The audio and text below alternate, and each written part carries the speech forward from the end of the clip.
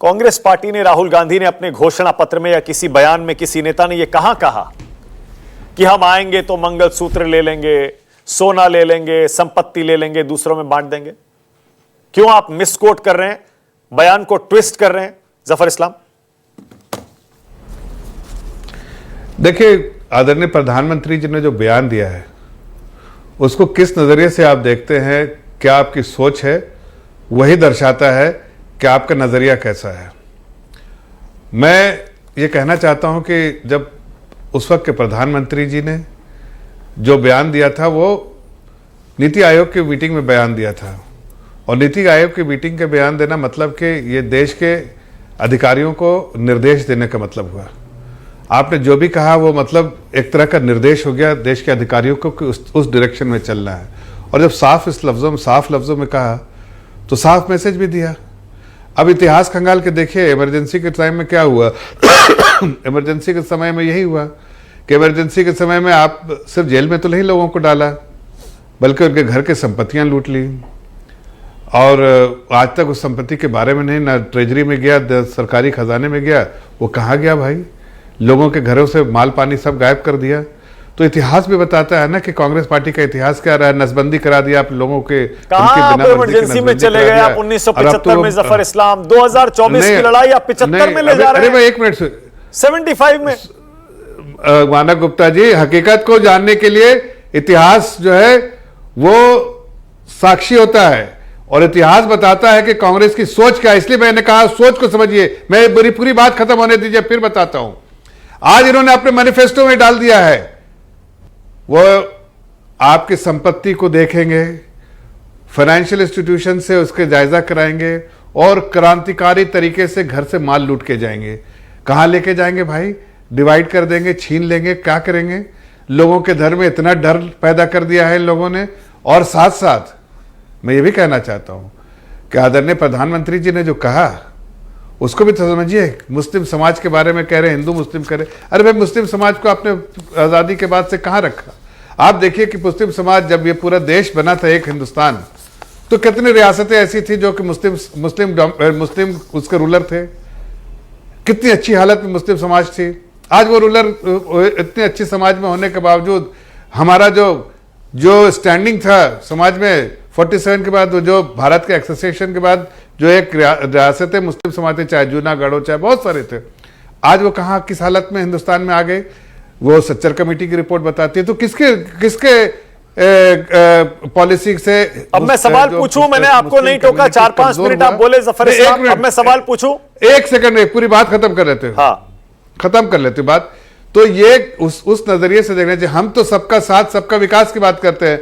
आप जरा welfare scheme में देखिए, जो उन्होंने मुस्लिम को गरीब कर दिया। बिल्कुल, हमने 15% आबादी होगी मुस्लिम आबादी देश की, लेकिन अगर आप भागीदारी देखिए जब वेलफेयर स्कीम में, तो 22, 23, 24 और किसी कॉन्स्टिट्यूंसी तो 65, 65, 70% है। क्यों? गुर्बत की हालत में इन्होंने रखा। हम तो उस गुर्बत से बाहर निकाल रहे हैं, उनके वेलफेयर के लिए काम कर रहे हैं, उनके अब मेरा बड़ा मासूम सा सवाल है। तो ये बड़ा मासूम सा सवाल है जफर इस्लाम। जफर भाई, आप खुद एक मुसलमान हैं, और ईमानदारी से दिल पे हाथ रख के बताइएगा जफर इस्लाम, महिलाओं के मंगलसूत्र, उनका सोना, उनकी संपत्ति, ज्यादा बच्चे पैदा करते हैं उनमें बांट दी जाएगी, घुसपैठियों में बांट दी जाएगी? क्या सिर्फ मुसलमान ज्यादा बच्चे पैदा करते हैं? नहीं, देखिए, क्या मुसलमान घुसपैठिए हैं? देखिए, देश के रिसोर्स नहीं, ऐसा ये आपकी सोच है या कांग्रेस पार्टी की सोच है? जो हकीकत यह है कि देश का रिसोर्सेस देश के लोगों में बैठना चाहिए। कितने लोग जो है बांग्लादेश से इधर आ गए हैं, जाहिर है वो बंगाल में रह रहे हैं, वोट बैंक के लिए उनको और भी देश का नागरिक बना दिया गया। तो देश के रिसोर्सेज में आप बंगाल के मुस्लिमों से पूछिए ना, वो खुद ही आवाज उठा रहे हैं। वहां पर आसाम में पूछिए, वो खुद ही आवाज उठा रहे। आप मुझसे क्यों पूछ रहे वहां के मुस्लिम से? मैं तो यहां पर रह रहा हूं, मुझे उस तरह की चीजों से वाकफियत है, इसलिए कि मैं रोज देखता हूं। आपको तो पता भी है कि आसाम का मुस्लिम, बंगाल का मुस्लिम इस बार को बार बार उठाता है कि हम एक यहाँ के बाशिंदा हैं और एक वहां से आके जो है। पर क्या ये बयान को तोड़ मरोड़ कर पेश करना नहीं हुआ जफर इस्लाम कि आपकी संपत्ति, आपका मंगलसूत्र, आपका सोना लेकर उन लोगों में बांट दिया जाएगा जो ज्यादा बच्चे पैदा करते हैं? अरे भाई घुसपैठिए हैं। ये क्रांतिकार, ये जब आप बोल ही रहे हैं अपने मैनिफेस्टो में लूटने की बात कर रहे हैं, इतिहास आपका लुटेरा है, आपने अपनी संपत्ति का कभी हिसाब किताब दिया? कहां से आपने इमरजेंसी में उठाया था, किसके घर से क्या माल लिया था, क्या हिसाब किताब दिया? क्या गवर्नमेंट ट्रेजरी में गया? कहां गया पैसा? वो उसका हिसाब देते तो आज नहीं पूछते इस बात को।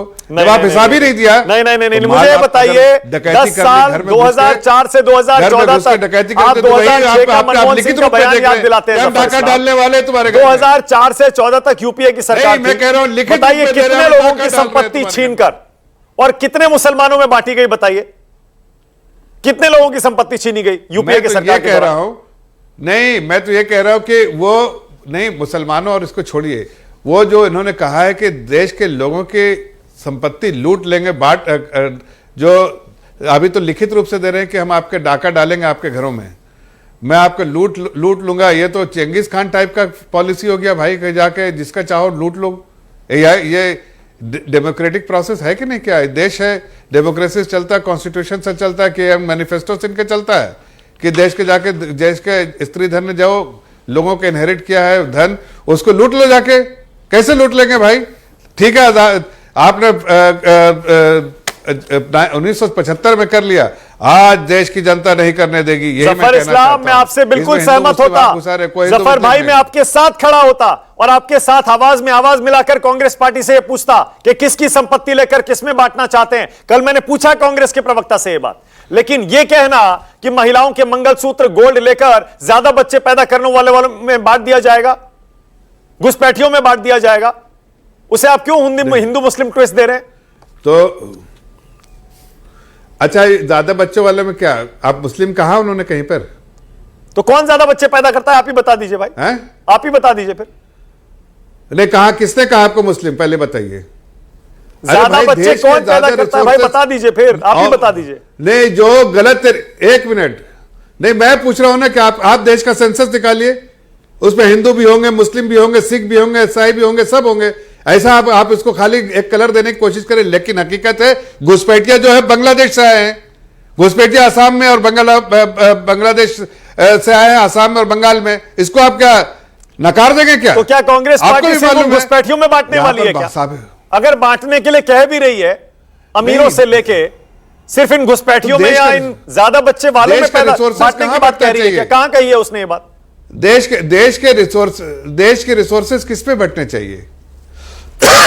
देश के रिसोर्सेज देश की जनता के साथ, देश के बाशिंदा के साथ, देश के सिटीजन के साथ बंटना चाहिए, ना कि ऐसे लोगों के साथ जो कि घुसपैठिया हैं, घुसपैठिया के साथ बांटना चाहिए।